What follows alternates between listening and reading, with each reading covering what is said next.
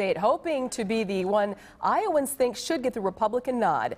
A political expert tells our Beverly Taylor how the Iowa caucus could impact Wisconsin voters. In the neighboring state of Iowa, about 100,000 people will do the first sifting of presidential candidates Tuesday. And the candidates are engaged in verbal sparring. Newt Gingrich lashed out at Mitt Romney. He would buy an election if he could. This is an election, however, that's not being driven by money raised. It's being driven by message. Good morning. The January 3rd Iowa caucus is a long way from an April Wisconsin primary. Necessarily the predictor of the eventual result. But UWM's Mordecai Lee says you can look at it as Iowa is doing the elimination round and Wisconsin will be doing the final round. If the race isn't over by the time it comes to Wisconsin in April, and we have to remember that we might be the deciding state. It could well be that the race is down to 2 or 3 candidates, and we in Wisconsin will really determine who the Republican nominee for president is. I think it's time to come home from Afghanistan.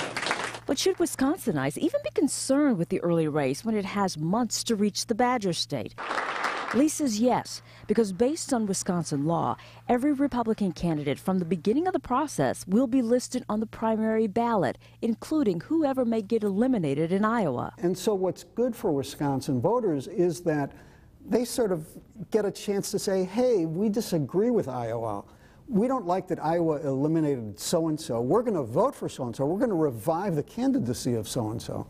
And so the Wisconsin open primary tradition has the benefit of giving candidates who are thought to be about to fade out one last chance to show that they have popular appeal.